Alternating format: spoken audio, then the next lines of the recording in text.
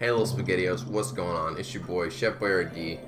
Back with a little trip through memory lane. Y'all remember Spider-Man? 2002?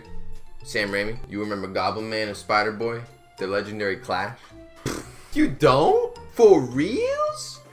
Well, here, come here, grab my hand. I got something to show you. What's the matter? You don't trust me? Well, what about Mr. Sody Pop? All right, come here then. Come on, get your soda. Gotcha, kid. Gotcha. I got you and your dog. Who am I? You sure you want to know? The story of my life is not for the faint of heart.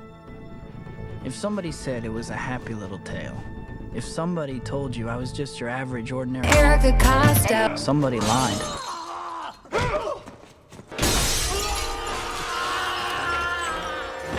Alright, Spider-Man. Where do we even begin?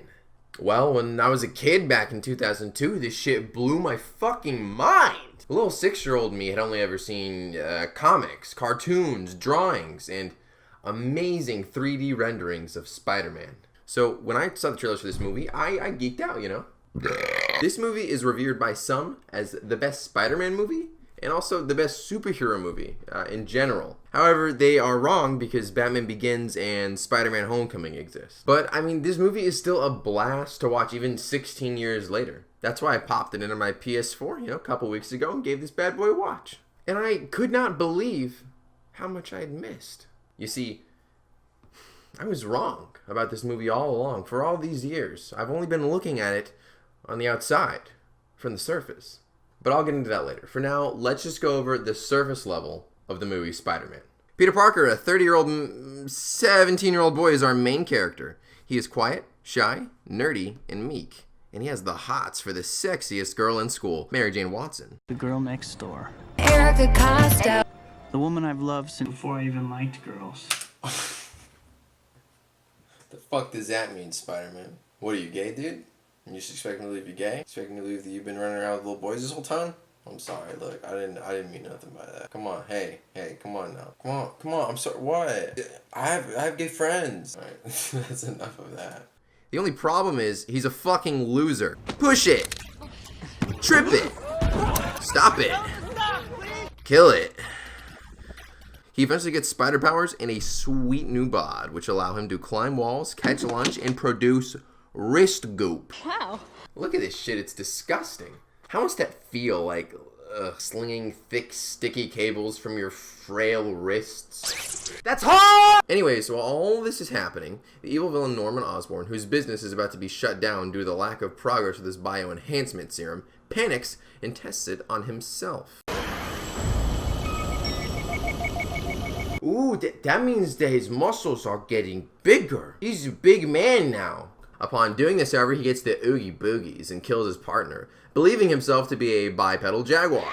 After this, he goes off and kills a fuck ton of people, namely the military man who screwed him over, but I'm getting ahead of myself. Now let's catch up to speed with Peter Parker, who takes a fat shit on his uncle. And I know I'm not your father. Then stop pretending to be.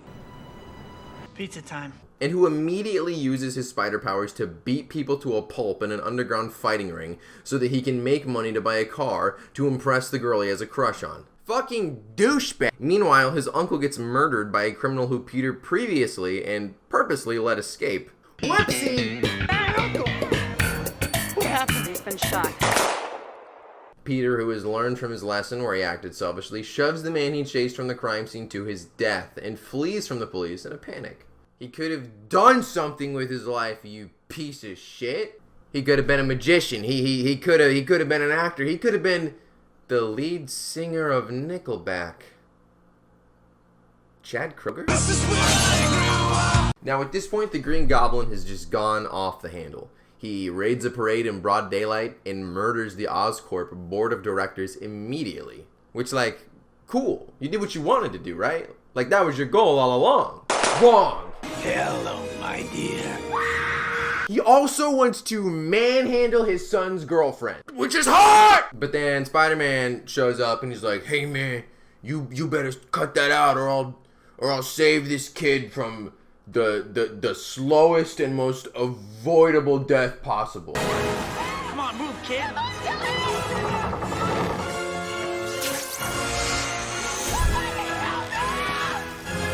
Even when I was like 6 watching this movie, I was just like, let him die, Spider-Man. It's very clear that he just wants out. You know, like, just improve the gene pool, please. Anyway, good job, Spider-Man. Fuck you, kid! Oh boy. So, anyways, the Spider and the Goblin do their dance, and it ends with Spider-Man saving Mary Jane, and the Green Goblin running away and going, "We'll meet again, Spider-Man!" And they meet again, okay? And let me tell you, it's weird.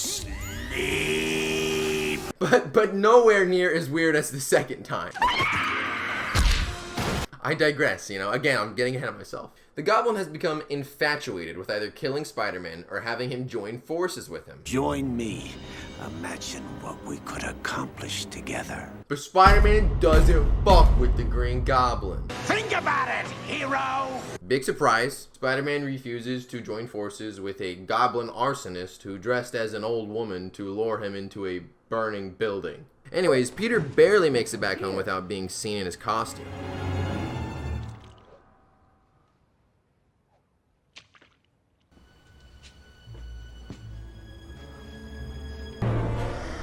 What? You heard that? How do you go to sleep at night? Because Norman Osborn is a hybrid between Daredevil with his superhuman hearing and Batman with his glittering detective skills, he sniffs Peter out as the infamous Spygler-Man and storms out of the apartment. Did you say that happened? Bike messenger. Knock me down.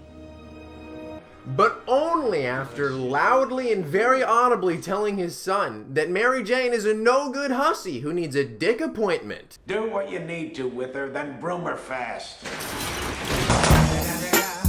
It's the motherfucking Eagle Double G. Snoop Dogg! Shit's fucking classy. Rejuvenated by his knowledge of Spygler Boy's real identity, Green Goblin decides to go trick-or-treating.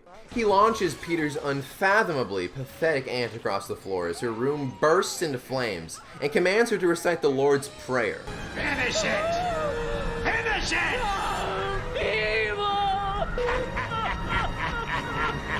I'm sorry, but this is some next-level gangster shit that only the Green Goblin and SoFlo Antonio would think of. But honestly, this scene here just goes to show that Norman is an actual sociopath. And believe me, this is backed by real science. Sociopath is, boiled down, someone who is just more savage than everyone else.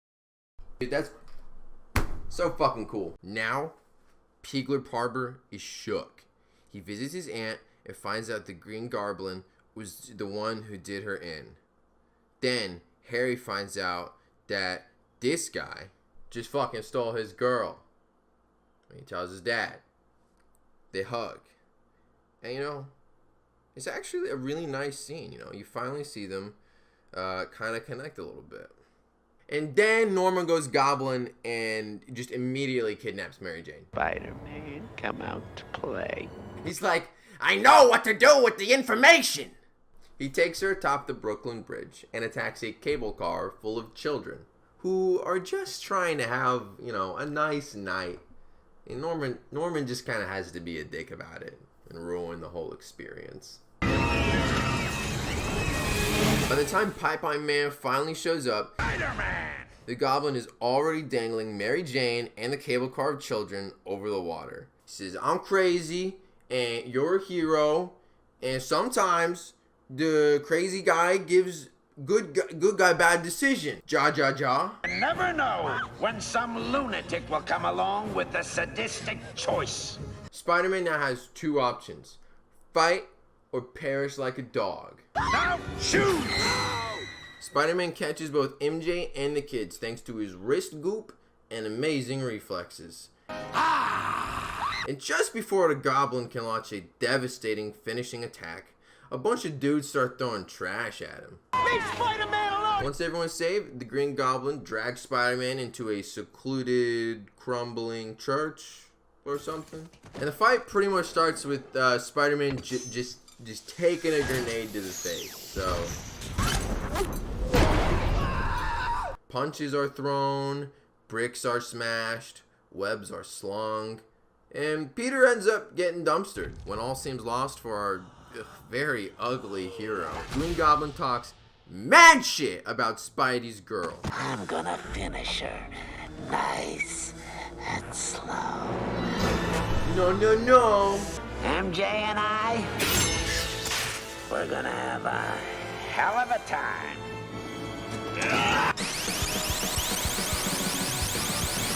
Now I'll show you! Come on, step it up!